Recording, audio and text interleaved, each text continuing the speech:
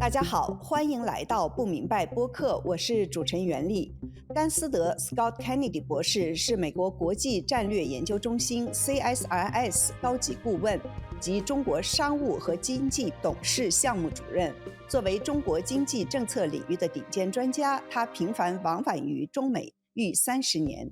甘斯德博士的专业领域包括产业政策、科技创新、企业参政议政、中美商贸关系以及全球治理等方面。2022年9至10月，甘斯德博士在北京和上海共待了1个月，是疫情期间少有的到中国访问的美国智库资深研究员。在疫情结束后的1年半时间，他又多次访问中国。我们今天就请他来谈一下，他对中美两国的官方与民间交流现状有什么看法？疫情之后，他感受到的中国人的精神面貌与之前相比是否有很大的不同？他如何看待中国经济的现状和前景？以及2024年美国大选结果对未来中美关系走势可能产生什么样的影响？甘博士您好。你好。您2022年9月到10月在中国逗留了1个月，参加了105次会议。我们随后呢，在不明白播客中也聊了您当时在中国的见闻。那时候很少有美国智库的人前往中国访问，在那之后您又去过几次中国，都是在什么时候呢？很高兴有次机会跟你再聊。我22年底中国那次给我印象很深，后来我又跑了5趟。23年恢复正常的来往，还就是去了几个大城市，北京、上海还有香港。所以今年3月份也跑了其他的地方，这样我可以比较深入的研究和调研。我跑了江苏几个城市，湖北我去了武汉。我想有一个问题，就是您也在 CIS 也做了一个播客，就是讲中美两国政府就是从国家安全角度出发，对两国学者间的交流都增加了一些限制。这种您称为就是过于安全化的做法，主要表现在哪些方面呢？您觉得对中美关系有什么样的影响呢CSIS 和北大去年7月份和10月份在北京和华盛顿分别开了2个会议，请了30多个学者参加。中美两国家的学者有同一个结论，两国过于安全化这个学术交流，就是两国这么担心对方对学者的研究、学生的学习、机构之间的合作有很大的影响。最简单的是旅行，中国学者来美国到机场偶尔出问题，他们要回答好多问题，有的时候要提供他们的笔记本电脑、手机，偶尔不让他们进来，让他们回去。在机场让他们回去。是的，有个别的案件。美国学生去中国到北京、上海什么地方都进得去，这不是问题。偶尔有一些学者或是学生或是企业家不让他们走，不是因为学生，而是因为特殊的情况，是中国安全部门对某一个人是要找他，那么如果他的孩子在或是亲戚在，虽然他已经是一个美国公民，还可能不让他走。对，中国人说的边控，就是很多人都在这个边控的名单上，包括一些美国人。是，所以据我所了解，单子的名字比以前少多了，但是还有美国学者到中国之后进得去，然后呢，你能否做调研？虽然没有什么具体的公开的限制，但是你问人家愿不愿意接受采访，或是要不要在某一个问题上进行合作，因为他们担心安全，所以他们就是自我限制。因此也要做研究比以前困难得多。确认一下，就说是美国的学者到了中国，想找中国的学者做研究，然后中国的学者因为害怕被政府呀或者是学校要调查，所以他们就不太愿意和美国的学者做这种学术合作，是这样子吗？是的，这些学者可能比以前小心，还有你要采访老百姓、企业家、政府官员，他们可能非常小心。以前愿意跟你交流，谈一谈某些问题，可能现在不太愿意。所以这个整个的这个环境影响学术研究和交流。您能感觉到，就是现在您去中国自身的这个经验来说，你现在和中国人、中国学者、中国的企业家，因为您做很多这个经济方面的研究，还有中国的普通人打交道的时候，他们是对自己的安全有更多的担忧，就是不像以前更愿意敞开来跟您说话吗？是这么回事吗？我与众不同，我老了。第一次去中国是80年代末年，但是如果我现在是美国某一个大学的硕士生、博士生，要去中国做调研，没有什么关系网。我觉得这一类的研究很难做，因此你看到好多现在的研究生的研究项目设计怎么做的时候，他们从网上下载数据，或是用 AI 或是其他的大数据的研究方法来代替调研、对。采访的那个研究方法。那是不是认识新的人就比较难一些？因为您这30多年的这种的 contacts 是吧？认识的人都是一点点积累的。那介绍认识新的人，大家这种信任的这种建立，是不是比以前要难一些？如果是没有通过朋友的介绍，嗯非常非常难。我这次去江苏常州跑了一家公司叫蜂巢，他们让我参观企业，嗯跟他们交流，收获很大。如嗯果我没有通过朋友给我介绍，我估计我无法去。即使我老了，朋友很多，我也还感觉到在某些问题上、某些状况上，大家是比以前谨慎的多。尤其嗯是你在一个小圈子里头，你有如果超过3、4个人，大家可能要谨慎。而且你到一个官方场合，嗯。大家井井有条，非常非常谨慎，用官方的语言和提法，这是现在是很明显的，能看到。比如说，您有没有遇到过和中国人见面的时候，大家说我们把手机放在另一个房间这样子的？有的时候要把它关掉，哦。不一定把它放在另一个房间。我一点都不狡猾，我对手机、电脑的操作嗯，没有安全部门这么好，所以我的研究和旅游我尽量非常透明。我去对对。哪里跟谁见个面，如果是个人之间的交流或是不记录的，我不是尽量把这些信息跟谁都分享，当然对。不要这么做。但嗯是我以为我是做学术的研嗯。究，因此我觉得如果我们记录什么时间，要见个面，要谈什么东西，这应该是是应该公开的，是透明的，和我的做法一样，就是我们什么事情都放在明面上的。我跟大家谈一谈的时候，我也不用电脑、手机什么的做记录，我用嗯我用我的手做笔记，我嗯。的手的笔记再过一个星期，连我自己看不懂。大家好，我是袁丽。你们刚才听到的精彩对话背后有一个团队的努力，感谢那些已经积极捐助的听众朋友们，你们的大力支持让更多的人能够听到免费的播客。我们也希望更多的朋友能够加入捐助的队伍，让不明白播客能够更持久地陪大家走下去。欢迎听众朋友们到我们本期的内容简介里点击支付链接，或者访问我们网站不明白.net 的捐赠页面。谢谢大家的支持。我相信有很多美国人和很多的中国人都问过您说，哎，我现在去中国是不是安全啊？您一般是怎么回答的呢？我一般这么回答，我不能保证我自己去不出问题，或是别的人去不出问题，但是我觉得这个可能性没有大部分的人觉得这么大，就是每个人都要自己做判断，你的接受风险的心态怎么样？你嗯愿意承担风险，或者你不愿意承担风险？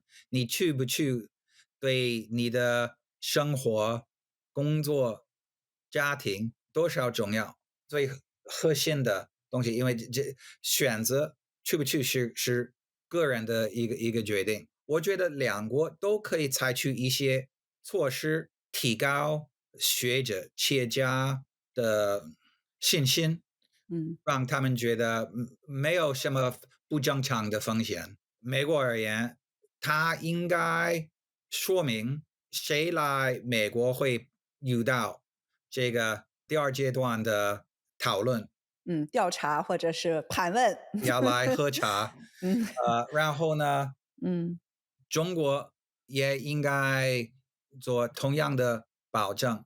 还有呢，我觉得好多学者、企业家、学生为什么担心去中国？我觉得中国的防火墙是一个大的障碍。嗯你去中国，你可以用 VPN 过这个火墙，但它不能完全依靠它，有的时候会出问题。一般的人他要跟家人保持联系，或是要看媒体，或是为了做他们的研究，这些对信息的限制影响他们的决定。如果你是美国本科生，想到国外留学，你有几个选择：去伦敦、东京、北京、新加坡、巴黎，其中一个地方限制信息的来往。我以为这个限制越来越影响学生的选择，影响学生的家长的选择，影嗯响大学的领导的选择。嗯所以如果大家要实现习近平的这个目标，在5年之内有5万美国学生去中国，我以为最重要的新的措施来促进这个结果是中国降低这个防火墙。但您觉得可能吗？我不知道，我以为22年10月份中国说了，他不会结束禁令政策，但是再过几个星期就结束了。我以为防火墙对中国自己的安全不是完全是帮助的，是损嗯。害它的安全的，而且它对它的经贸来往对各个领域有伤害。我3月份在中国，我提出了这个建议，没有一个人同意的，没有一个人反对，没有一个人反对，但是大家有几个人觉得是可能的呢？没有人告诉我预测是否可能的。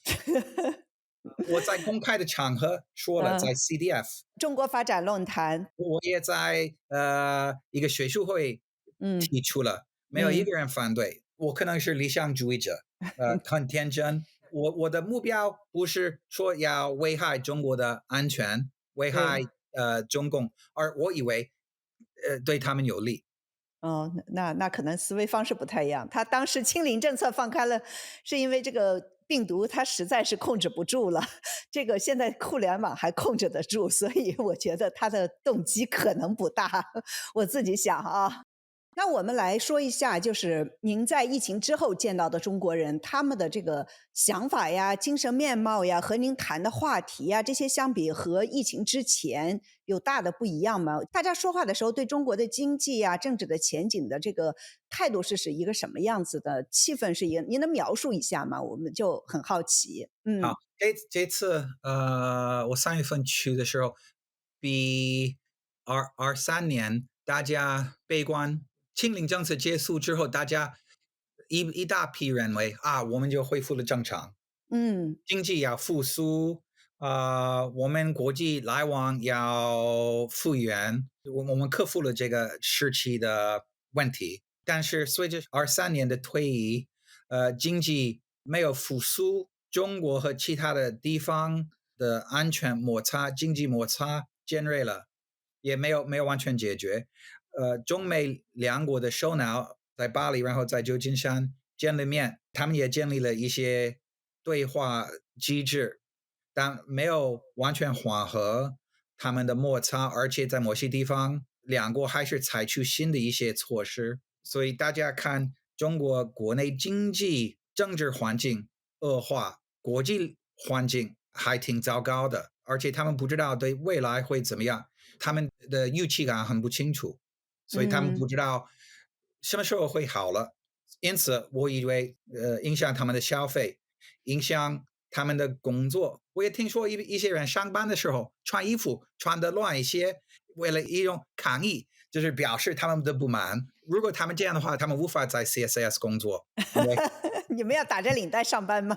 对，嗯所以这是一方面，就是大家比较悲观，而且每个地方我都碰到了这个看法。这不仅是最大的城市，也不仅仅是最富裕的人，这是比较广泛的一个感觉。那么当然有不同的看法，而且嗯不能说多少有这个看法或是那个看法。另一个话题或者一种感觉是，大家都要跟我谈一谈，为什么没有采取政策来让大家有更多的信心？因嗯为大家都知道，现在中国面临一个信心问题，不仅仅是供大于求是什么的，大家都好奇为什么没有足够的刺激，没有其他的经济政策措施等等，所以大家提出了各种各样的回答，把这些回答分4个种类，我叫嗯它4个不。嗯，四个不，第一步，他不知道，就是中国的领导不知道中国经济这么糟糕，他不知道，他不知道，可能嗯是因为他的助手瞒嗯住他，不让他看到最核心的信息，这是一个假设。他身边的人瞒着他，所以他不知道真相。对对对，是的。第嗯二个是他不知道怎么办，啊，所以有足够的信息，但是如何解决中国的各个问题很难做，嗯所以你如何解决地方财政问题、房嗯地产问题，怎么鼓励中国的青年人生几个孩子？你怎么解决中美关系？你怎么嗯，解决俄国乌克兰战争？各个问题都很难。还有对，呢，你看中国的领导班子在第三届，这些人的中央工作经验不丰富，对，所以解决这些问题很难。第二个说法是不知道怎么办，对，第三步是他不在乎。现在经济增长没有以前多么重要，嗯国家安全、中共的领导地位嗯等等，可能比其他的东西重嗯要。如果你看中国领导的时间表，他把多少的时间放在经济问题，多少放在其他的，我嗯，估计现在的按照他的时间的安排，经济问题可能没有以前这么多。他们说的好多年了，老大不在乎经济。对，我不知道，我只是给你报告而已，报嗯道。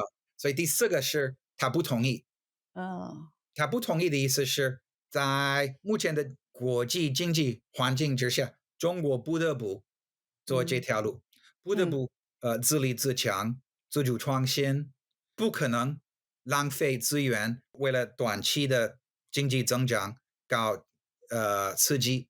嗯所以，而且你看到效果怎么样？C919新能源汽车、电池、卫星等等高科技成果，说明做这条路是完全正确的。我们自己还没有觉悟，但是过一段时间，我们都会同意。所以不知道怎么办，不在乎，不同意。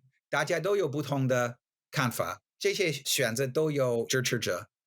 就是整个就是一个黑匣子是吧？大家只能去猜测，哪怕以前可能有一些智库的人或者学者，他们会对这个上层的政策制定会有一些洞见，可能会有一些的可靠的信息，但是现在没有人有真嗯，正的信息，就只能靠对，猜，可以这么说吗？我跟各种各样的人提了这个问题，而且有的跟中央交流很多，即使有同样信息来源的人，都有的选择 A，有的选择 B，有的选择 C，有的选择 D，所以跟他们没有任何接触的都选择 A。我觉得很有意思，现在有不同的看法，不是多数的，但是选择最多的一条是第四个，嗯，是他不同意。不同意。如果是第一和第二不知道和不知道怎么办，这是信息的问题。你嗯提供更多的信息，他嗯，会改，是容易改的。容易改的。如果嗯是第三和第四，不管你提到多少信息和解决方案，不管他读多少 CSIS 的报告和 Carnegie 的报告、布鲁金斯的报告，看了多少《纽约时报》的文章，他不愿意改。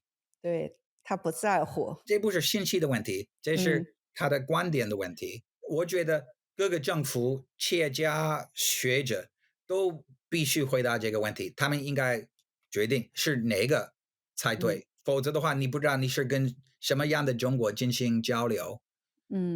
如果是1和2的话，中国你提供更多的信息，他会改；第3、第4个他不容易改，或是不愿意改。这一对要预料中美关系未来会怎么样，中国经济未来会怎么样，有一定的关系。因此，我觉得虽然这次访问碰到很多悲观的中国人，但是这样的交流给我很大的启发，而且大家都在考虑同一个问题。同一个问题就是什么呢？是为什么不采取应该采取的措施？但是没有人知道这个答案，没有人知道有没有可能改。是的，我觉得这是中国当前就是它的现状和未来最大的疑问。那我都能想象这些，哪怕是智库里的，还有政府的一些制定政策的这种产业政策或者什么政策的官员，他们应该是也觉得很无力、很难受，就没有办法。所有的东西都要听一个人，这一个人的那个风向是往哪边倒，但是没有人知道，这个是对，这个体制比以前集中了决定权，而且把它党化，所以好多人现在就是不理解这个政策的来源怎么实行，对这个问题是特别特别好奇。是的，是的。您在有一次采访里面，您提到说，中国现在仍在受到长新冠的 Long COVID 的影响，您能解释是什么意思吗？这是精神上的问题，大家都以为清零政策结束之后，一切会很快恢复正常，而不是这么简单。中国经济没有复苏，中国和其他国家之间的关系还出问题，而且可能比以前尖锐一些，所以这影响大家的精神。不仅仅是清零政策，而且我以为是跟22年春天、夏天上海的状况有直接的关系。是的，是的，上海封城到现在，真的对很多中国人都是一个集体性的创伤，就是一个 collective traumatic experience，真的是非常。我现在一提到上海封城这几个字，我都觉得心酸，真的是对中国人的精神创伤是非常非常大的。而且我采访的中国人中间，上海人或者说在上海住的人，想要润了出来，想要离开中国的人，可能是最多的。那我再问您一下，就说经济上的这种的预期吧，就是中国疫情放开以后，这个经济复苏不如预期，就是23年的春天有一个所谓的小阳春，是吧？但是最后到了夏天，大家就意识到这个经济反弹的这个力度远远没有达到预期。您这2年就是访问中国以后，您觉得就是外界对中国经济的看法是过于悲观了呢，还是过于乐观了呢？我以为中国经济增长潜力还是非常非常大。它经济的表现没有发挥它的潜力，这是经济潜力和政策之间的不同，和环境的不同。今年3月份我看到的街上的经济交流比22年活跃一些。交通，比如火车在高铁、宾馆、餐厅、商店，但是大家的看法跟我看到的行为不一致。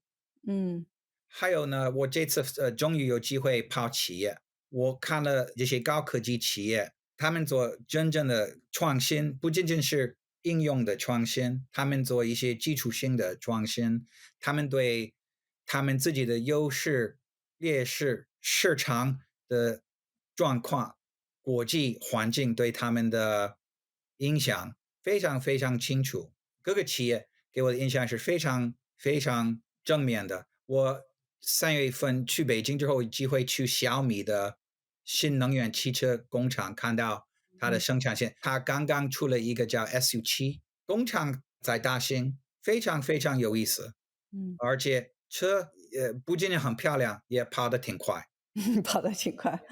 也是非常稳定的。它对其他的新能源汽车公司国内国外是一个很大的一个挑战。所以中国的这些高科技企业的表现比以前好，当前的消费经济看起来比以前好，但是大家的对未来的这个预期感还是比较悲观，这个差距还是很重要，还需要解释。所以中国政府促进供应、生产、研发、创新工具很多，有很多成功之处，但提高消费没有这么容易，因为消费者包括家庭、企业、其他的国家的消费者，中国的供应一有任何个小的蓬勃增加，也影响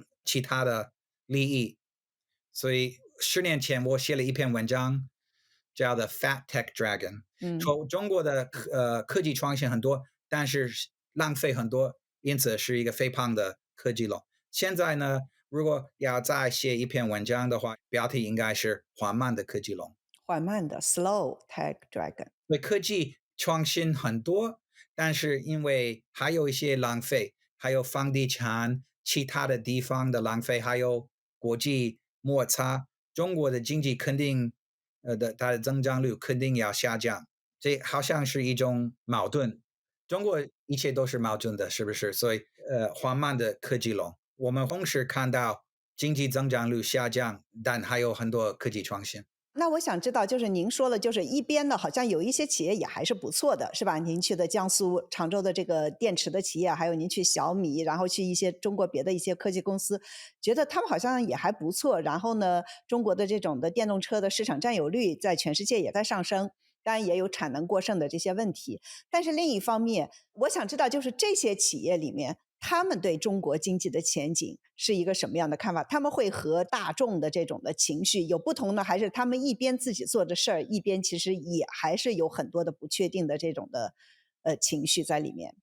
从长远的角度来看，他们都是乐观主义者，他们都以为再过10年、20年，中国的经济面貌会经过很大的一个改变，而且他们自己会有他们自己的贡献。不过，从今天到10年、20年期间，不确定因素很多，谁要生存，谁要死掉，优胜劣汰，这个过程当中谁赢谁输很难说。即使他们对自己的本事是很有信心的，嗯，他们也知道投资是一种风险，要承对。担这个风险，但是还有一些不正常的风险也现在影响他们的判断。对，做企业的、做投资，你肯定要对长远是有乐观的情绪，你才愿意去投嘛。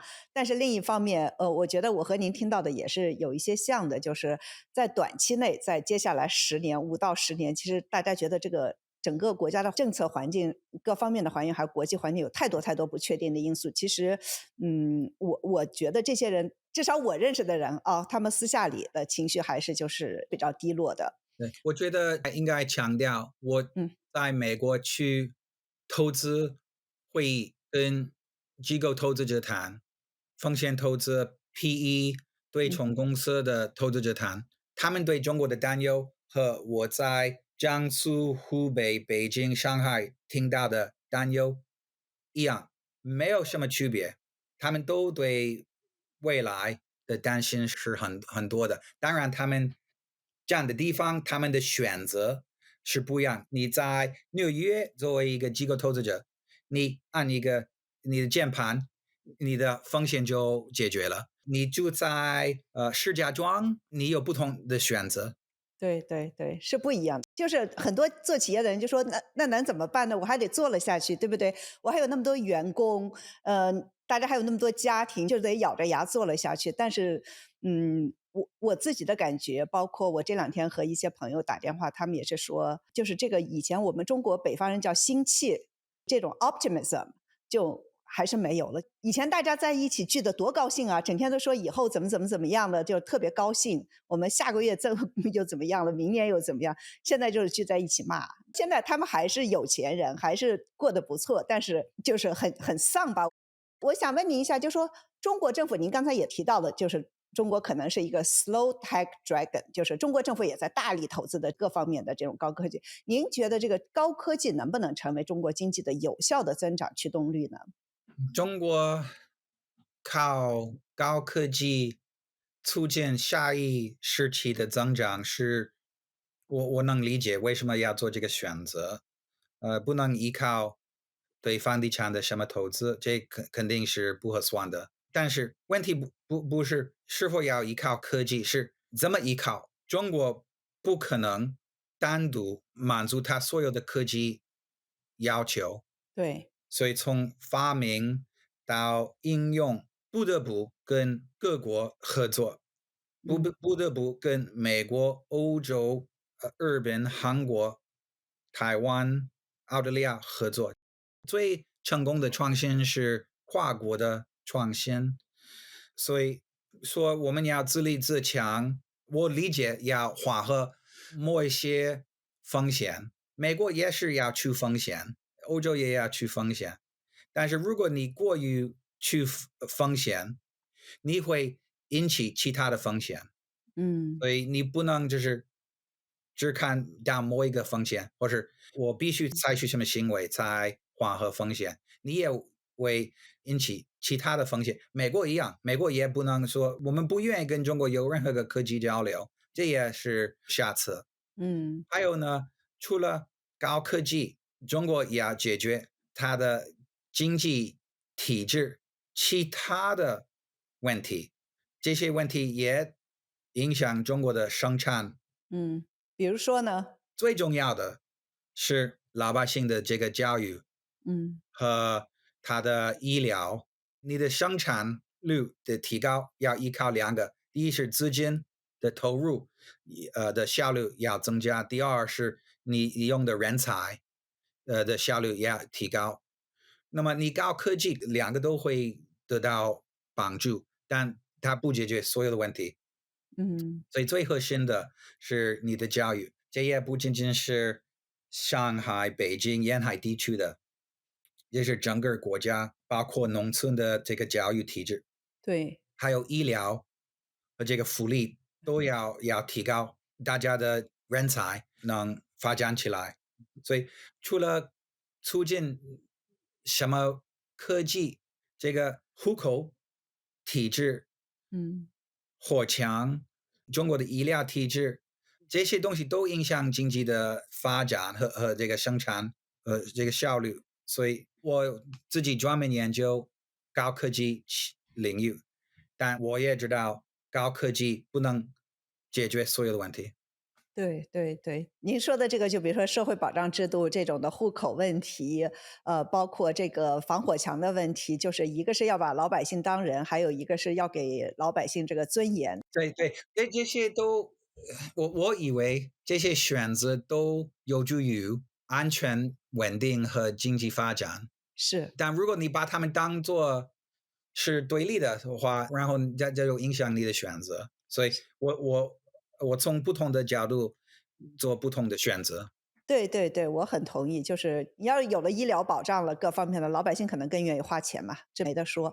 我再问您一个，就是最近中国政府这个大谈这个新质生产力，您是怎么理解这个概念呢？这是一个新瓶装旧酒的一个概念，还是一个新的概念？就是在经济增长疲软的时候，为什么要提出这么一个所谓的新概念呢？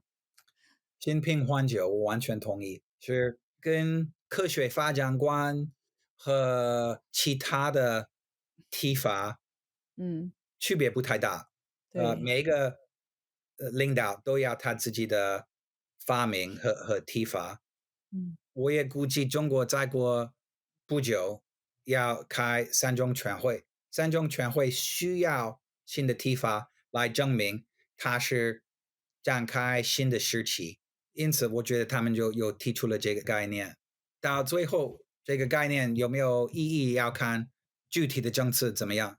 所以，嗯，虽然我对官方语言的提法是玩世不恭，就是比较cynical。对，我的意思不是说他们不会改什么政策，所以他们可能凭这些新的提法来调整对经济和国际政策的政策。嗯我不太乐观，但是如果他们要的话，他们现在有新的语言。嗯，对。您刚才提到三中全会，就是这个三中全会拖到现在还没有开，这实在是太异常了。您觉得是怎么回事？或者您听到大家是说是怎么回事儿呢？啊，就和前面的4个不有关系吗？对，对，我觉得现在大家对中国的这个政治体制的运行不太清楚，所以领导要就是工作几年，你记得七上八下，嗯，对现在不实行，党政分开，这个对，跟没有以前这么清楚。什么时候开会？开会应该谈什么？人大要开多久？有没嗯有记者招待会？等对，等，这些习惯都现在不重视，所以嗯跟以前非常不一样。三中全会什么时候要开？大家没有一个统一的答案，而嗯。且开的时候要谈什么，它的意义是什么，大家也不清楚。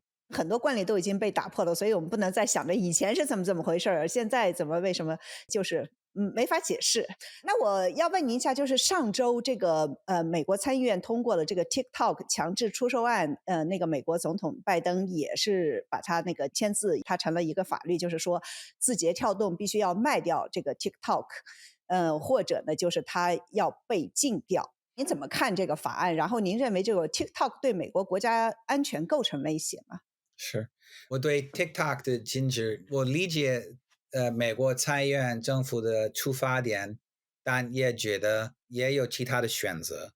嗯出发点是说 TikTok 用户的数据如何保护很难保证，用 TikTok 给观众洗脑，大家嗯，也有一些担心。我对第一个我觉得这个担心是比较合理的。第二个，我很怀疑，为什么怀疑呢？我觉得因为 TikTok 它的你看什么东西，就是要看你以前看了什么，你对什么嗯感兴趣，所以它一般要看你怎么选择话题和观点，嗯所以它一般越来越近你的原来的观点，它嗯很难让你改，因为它的算法是这么写的，而且大家的信息来源挺多的。我以为我们应该做一个研究，把看 TikTok 和不看 TikTok 的人看一看他们对华的看法是什么，或是对其他的问题，对中东和其他的，你可以嗯，做一些研究，对对，呃，然后嗯也看一看不仅仅是他们的看法是什么，他们的对问题的理解嗯正确不正确。所以嗯我不知道他们用 TikTok 看到被洗脑，但比其他的不看 TikTok 的聪明。我只是乱说，嗯嗯，这样让我最不大理解是中国和美国在21年夏天谈了一个解决方案，叫德州项目 （Texas Project）。对，所以原来他们觉得，ByteDance 会把它国际业务的子公司卖掉，然后把对数据管理这个工作交给思科，对，然后对美国政府的部门的监督提供了帮助，但是美国最后没有接受这个解决方案。我不知道是因为有什么实质上的问题没有解决，或是因为政治考虑没有同意。反正对，今年刚通过的这个法律，采取比较极端的解决方案。这是这个比赛的上半场，嗯，因为下半场呢是在法院。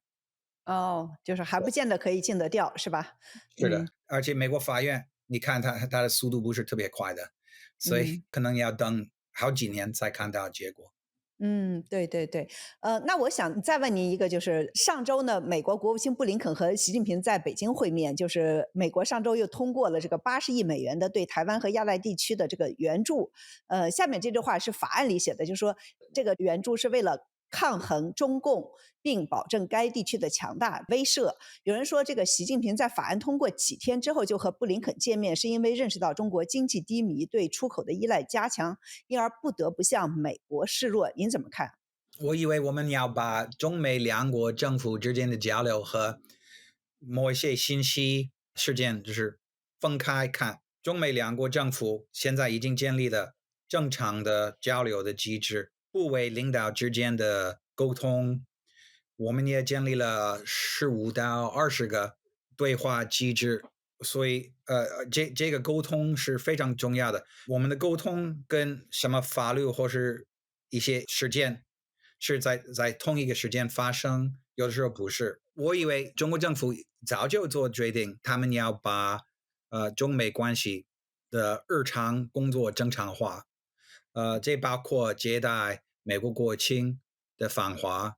习近平也去年夏天也接待了布林肯，所以他这次接待他，我觉得也不例外。有的人在媒体上说，中国政府这次得罪了布林肯，因为有一些没有红地毯了什么什么之类，是吧？我以为在 protocol 领域问题上，美国和中国已经非常清楚，所以我以为没有得罪对方，让他就是感到不满意，我没有这个感觉，而且这个沟通也不说明，我们在每个问题上已经达成了共识。这么强大的两个国家，不得不在各种各样的问题进行沟通。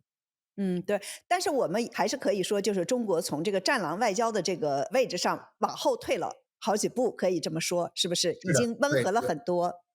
是的，对，那个战狼姿态变了，中国对国际秩序如何应该修改，他对美国的经济、政治、安全的判断也没有改，但他的做法、嗯，说法改了，缓和了这些就是当前的这个摩擦，降低这个迫切的这个问题会马上出发。所以去年此时大家都在谈一谈海峡两岸的战争，现在大家都不再谈这个问题了，因为语调调整了，嗯，话题也改了，而且1月份的台湾的这个选举也过得很顺利，而对且有一个党控制了总统府，另一个控制了立法院，对。所以结果是还是得到了一个平衡。对。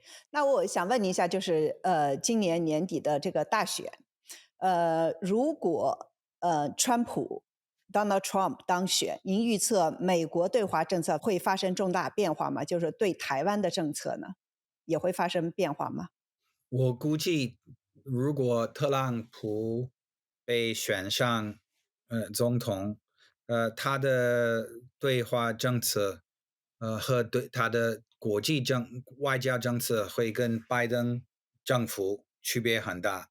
嗯从外交政策来看，特朗普不大重视盟友关系，嗯哼他不大重视多边经济体制，所以拜登政府的对华政策的两个出发点是双边关系对保持国际体系有什么样的影响，这是他的出发点。